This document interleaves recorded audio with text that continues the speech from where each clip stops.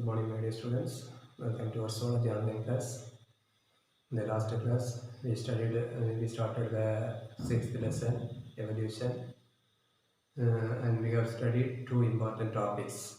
Okay, the first topic is theories. Okay, there are five theories we studied.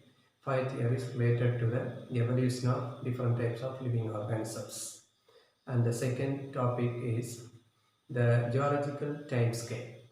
Okay, so these two are the topics already we have completed in the last class. So today also we are going to study about some more topics. So listen very carefully. So first we are going to study about one important 2-mark question. See, the 2-mark question is form is protobionts. See, protobionts meaning the abiotically produced molecules. Okay, the abiotic molecules spontaneously involved in self-assembled to form a droplets, and these droplets consist of some watery substance, and this watery substance maintain a constant chemical environment, and this chemical environment is totally different from the surrounding environment, and scientists call these molecules as protobionts. So just imagine, it's a abiotically produced molecule. This abiotically produced molecule or these abiotic molecules spontaneously involved in the self-assembled program. Okay, spontaneously involved in self-assembled to form a droplet. Okay, to form a droplet. And this droplet consists of a liquid substance or watery portion is present inside the droplets. And inside these droplets, a constant chemical environment is maintained. And that environment is entirely different from the outer environment. Okay, so these molecules are called protobionts. These molecules are called protobionts. So it's a very important 2-mark question. Hope you understood this 2-mark question. Then, now we are going to study about one important experiment. Listen very carefully. Two scientists. In the year of 1953, two scientists, Urey and Miller. Okay, these two scientists, okay, they have togetherly done one experiment. And according to these two people's experiments, some organic substance lead to the appearance of some living organism. That means some living organisms evolved or originate from the organic substance, from some organic substance. Okay, so listen very carefully. It's a very important 5-mark question. You remember the experiment. Say, in this experiment, they have taken a mixture of gas. Okay, they have taken a mixture of gas. Mixture of gas means ammonia, then methane, hydrogen. Okay, so like these gases, they have taken some amount of these gases, and these gases are allowed to circulate over a electric discharge. That means over a tungsten electrode. Okay, so just to imagine this is a tungsten electrode. So this in this chart they have used this diagram. See, this is an tungsten electrode. Okay, or electric discharge. So over this tungsten electrode, they allow to circulate some mixture of gases. Gases name already I told you: methane, ammonia, hydrogen. These gases, and the bottom side, one more flask is there. This flask consists of boiling water, contains some boiling water. So when the water is boiling inside this flask, more amount of steam is released. So these steams are allowed to mix with this mixture of gas. Already here mixture of gas is circulating over this tungsten electrode. Now the steams released from this water, this boiling water, are also allowed to mix with the mixture of gases. Okay, then now here one chamber is there. Okay, name of this chamber is called condenser chamber. Now this steams is allowed or involved in condensation process. Okay, involved in condensation process. Finally, water like substance is produced or water is produced. Okay, when the steam is involved in condensation process, automatically water is produced. Okay, so this water is collected or gathered in a U-shaped tube. U-shaped tube. And one very important point, this experiment, they have done this experiment for 1 week continuously. Continuously 1 week they conducted this experiment. Okay, and finally they analyzed the solution or the liquid substance they got from this experiment. Okay, so the liquids are collected in this flask and they analyzed this liquid. So when they analyzed this liquid, they observed some organic compounds were there present in the liquid. For example, glycine, alanine, aspartic acid, like that some organic compounds were present in the liquids they got from this U-shaped tube. Okay, so finally they came to a conclusion. In nature also, a mixture of gas is there.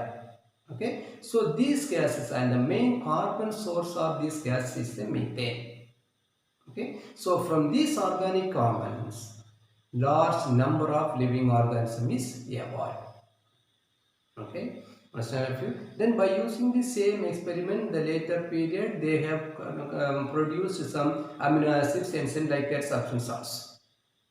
Okay, so the main aim of this experiment is, according to this experiment, with the help of a mixture of gas, large amount of organic substance we can produce. And once upon a time, this organic substance only lead to the appearance or the formation of living organism. Understand, my dear students? So I hope you all understood this topic.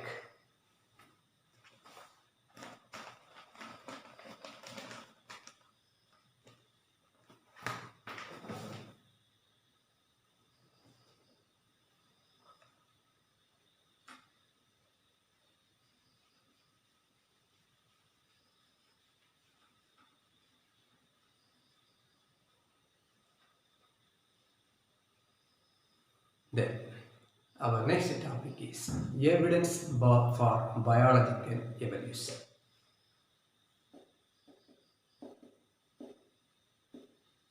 See, evidence for biological evolution. Paleontological studies. See, these paleontological studies means the studies about the prehistoric life of the earth by using fossils. So the paleontological studies meaning it's the studies of prehistoric life of the earth by using some fossils. Here fossils meaning you all know. It's the dead particles preserved or present in some region of the atmosphere is called fossils. Understand? And these fossils are the original or true witness for the evolution. Okay, and the process of formation of these fossils or the process of preservation of these fossils in the sedimentary rock region is called fossilization.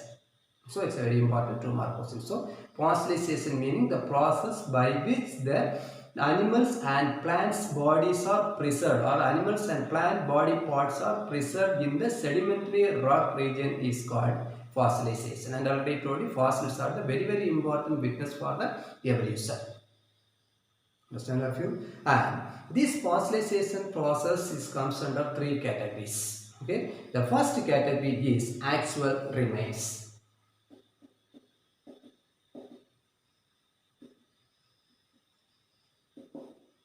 Okay, the first category is actual remains. See, actual remains meaning, say after the death of the living organism, okay, the hard part of the living organism, hard part, example we can say shell, teeth, bones, these are the example for the hard parts of the living organism. So these hard parts are preserved, okay, so preserved in some region of the atmosphere. Okay, preserved in some region of the atmosphere, not only in the atmosphere, inside the sea water, marine water rocks. Okay, because you all know inside the sea water also there are large number of living organisms are living. So the living organisms which are living inside the sea water also having some hard parts, example the bones, teeth and shell. Okay, these are the example for the hard parts. Okay, so these hard parts present in the marine animals also preserved in the sediment region or covered with the sediments of the marine water. Understand? And you all know the salinity is one of the nature of the sea water. So the salinity also protect these hard parts from further decay. Understand a few? So the hard parts of some organisms are preserved in some region of the environment. It is our atmosphere. It is called actual remains. Understand a few? Then, one example. See, the first example is the one very large elephant. Okay, very large elephant, and these elephant species were lived in the world before 2000 million years ago. Okay, so 2000 million years ago, a very big elephant species were lived in the world. Okay, so name of this elephant is called woolly mammoth. Okay, so it's a very, the body of this animal elephant is fully covered with hairs, hair-like structures. Okay, and it's very big elephant than the present elephants. Okay, so and these elephants were lived in the world 22,000 years ago. Okay, so nowadays some hard parts of these elephants, example the tusk, bones and the teeth of these elephants were discovered in some region of Siberia. Some regions of Siberia. So with the help of these hard parts of this elephant, we can easily understand once upon a time these elephant species were lived in the world.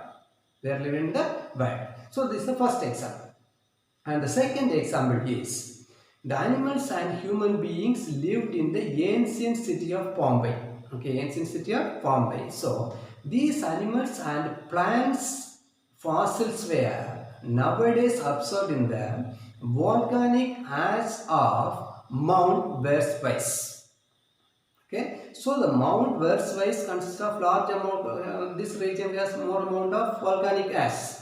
So when the scientists analyzed, they analyzed these as they discovered some fossils, and these fossils are the fossils of animals and human beings lived once upon a time in the Bombay city. Okay, so now we have studied two important examples for this axial remains. Okay, so axial remains meaning some hard part of the animals preserved in some region of the atmosphere.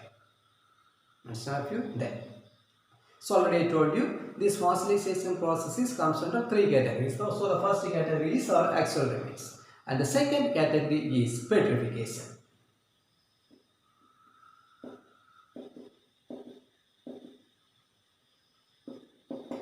Petrification meaning, see, some organs of some organism, okay, or some body parts of some organisms, so they preserved in the earth in the form of minerals.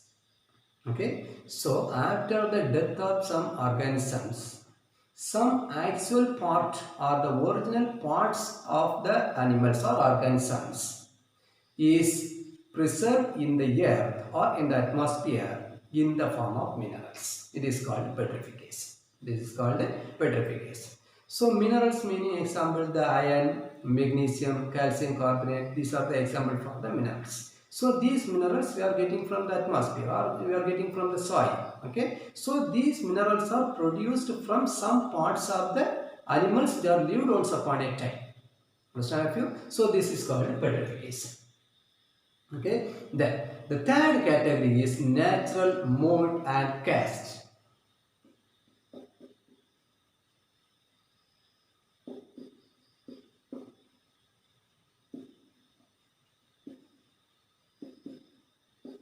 So the third category is natural mold and cast. Here meaning, say, after the death of some animals, they leave a impression in the soft muddy region of the earth. Okay, and later these impressions became very hard and changed into stone-like structure. Okay, so this stone-like structure is called mold. This stone-like structure is called mold. So it's a very important 2-mark question also. So after the death of some organism, the dead body or the dead part of these organisms leave a impression in the soft muddy region, and after many years or many days, this soft muddy region became very hard into stone-like structure. So this stone-like structure is called mold. Okay, then the empty places which are present in this mold is filled with some minerals. Filled with some minerals and became very hard. So this is called cast.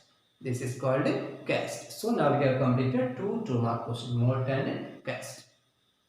Understand a few? Then say, listen very carefully. Next one important question. Corporalates. Okay, corporalates meaning some organisms fecal matter. Fecal matter meaning the waste released from the body of the living organism. So some organisms fecal matter or the waste materials were preserved in the atmosphere or preserved in the earth. Okay, so this is called coprolates. This is called coprolates, and this material or this substance are used to understand what type of food they have eaten once upon a time. Okay, so by using these coprolates, we can easily understand the nature of diet or the nature of food eaten by the animals that are lived once upon a time. Understand a few? Understand a few? So now we completed three important categories of this fossilization. So fossilization meaning the process by which the animals and the plants parts are preserved in the sedimentary rock is called fossilization, and this fossilization comes under three categories. These three are the three categories. One is actual remains, second one is petrification, and the third one is natural molt and caste. Understand a few?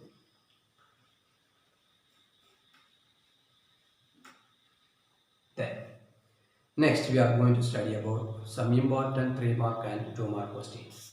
Okay, the first 3 mark question is homologous structure.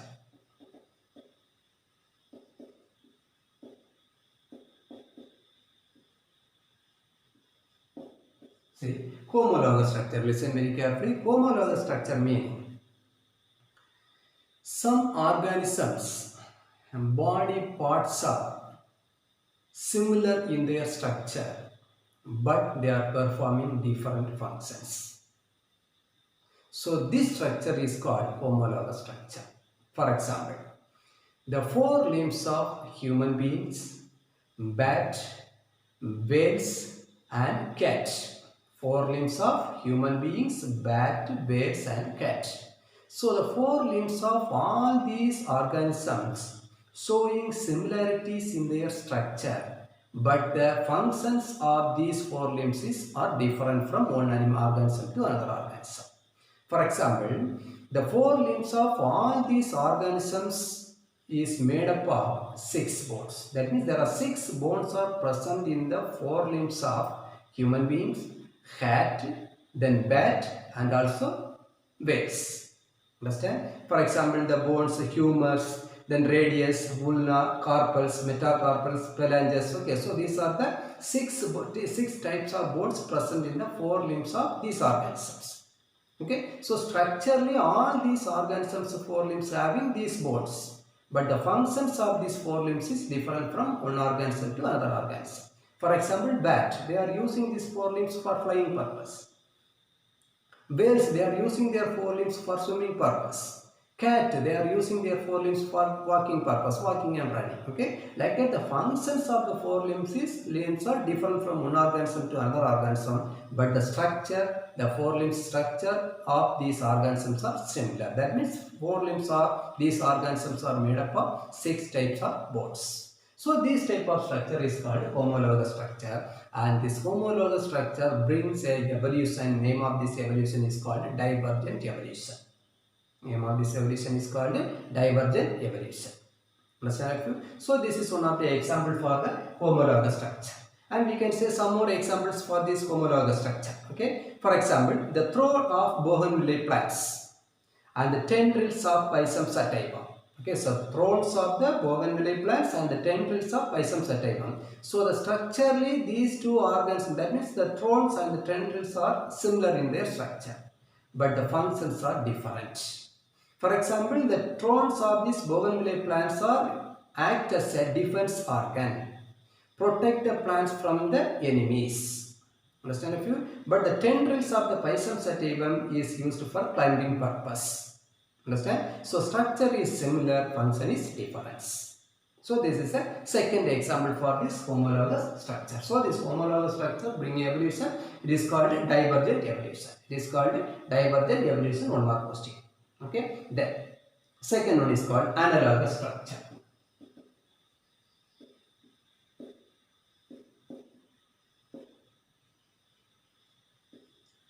Analogous structure. See, analogous structure meaning the structure is different. In some organisms, the body parts or the body organs are different in their structure, but their functions are similar. Functions are similar. For example, the first example is the wings of the birds and insects. Okay, we can see a lot of difference in the structure of wings and the structure of birds wings and the structure of the wings of insects. Okay, so structure of the bird's wings and the structure of the insect wings, we can see large number of differences, but their function is only one function, flying purpose. Both organisms using these wings only for flying purpose. So structurally different, but they are performing or doing similar functions. So this structure is called analogous structure. This structure is called analogous structure. So this analogous structure brings a evolution. Name of this evolution is called convergent evolution. Name of this evolution is called convergent evolution. And we can say some more examples for this analogous structure. For example, the eyes of the octopus and mammals. You all know the eyes of the octopus is very big, but the eyes of the mammals are very small. So structurally we can see some difference, but the function is only one function, visual sight.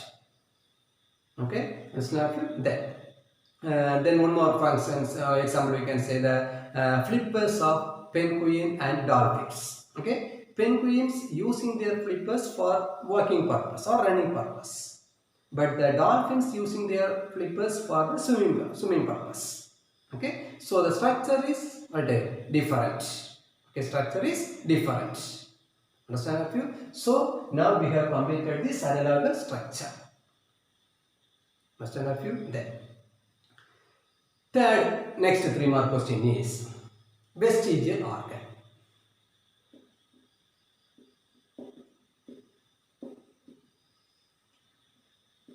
Okay, see, vestigial organ.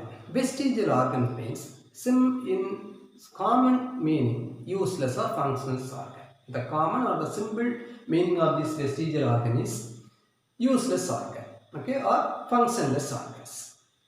See, in some organisms, the ancestral body of the organisms, some organs are well developed, but the ancestors are not used these organs properly. So, during the course of time or generation after generation, automatically these organs are disappeared from the organism. Okay, or these organs are not using any function. So these organs are called vestigial organ. These organs are called vestigial organ. For example, the cecum of herbivorous animals. Okay, cecum of herbivorous animals. See, cecum is one of the important parts of the digestive system. And the main function of this part is, this part playing a very important role in the cellulose digestion. You all know the herbivorous animals eating more amount of cellulose rich food materials. Okay, for the easily digestion of the cellulose rich food material, the cecum is very important for the herbivorous animals. But in human beings, we are not eating more amount of cellulose rich food materials. Okay, so the size of the cecum is reduced into another one structure is called vermiform appendix. So vermiform appendix is a useless organ in human body. Okay, useless organ in human body. Understand you? So this is one example. Understand you? Then next, ear muscles. Okay, the muscles present in the ear. So there is no role or there is no function for this muscle. Okay, then next one is what example we can say, the wisdom teeth. Okay, wisdom teeth is also a useless teeth. Understand? So these are the example for the vestigial organs. So vestigial organs mean organs without any functions. Okay, so these organs are not doing any function, functionless organs. Then next question is connecting link.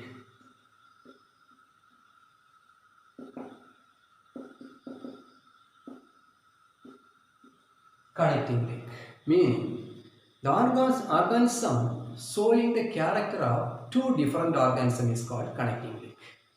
Okay, organisms showing or organisms having the characters of two different organisms is called connecting link. Example, peripatus. So this organism showing the characters of both annelids and arthropods. Okay, peripatus is the organism. This organism, we can see the characters of annelids and the characters of arthropods in the body of peripatus. Understand you? The next example, Archaeopteryx. Okay, next example for this connecting link is Archaeopteryx. This Archaeopteryx showing the characters of both reptiles and apes. Both reptiles and birds or apes. Understand of you? Understand? So now we have completed 4 important 2-mark questions. Then last one is atavistic organ.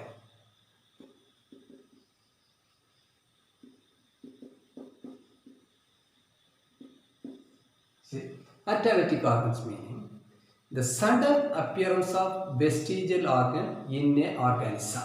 Sudden appearance of vestigial organ in a organism is called atavistic organ. Example, the appearance of tail-like structure in a newborn baby. Okay, in a newborn human baby is the example for this atavistic organ. Understand a few? So now we have completed 5 important 2-mark questions also. Okay, my dear students. So today we have completed. First we studied one important 2-mark questions. Okay, protobionts. It's a very important 2-mark question. Then we studied about one important 5-mark question, Urey-Miller experiments. And now we have completed the evidence for the biological evolution. It's a very important 5-mark question. 3 evidences I said. Okay, the fossilization. Okay, fossilization 3 categories, comes under 3 categories. One is the axial remains, second one is the petrification, third one is the natural mold and cast. Okay, so these are the 3 categories of the fossilization. It's a very important 5-mark question. Then now finally we studied about some 5 2-mark questions. Understand a few? So I hope you all understood today's class. Try to study today itself and send the answer to me. The last class also some students send the answer to me. I really appreciate you.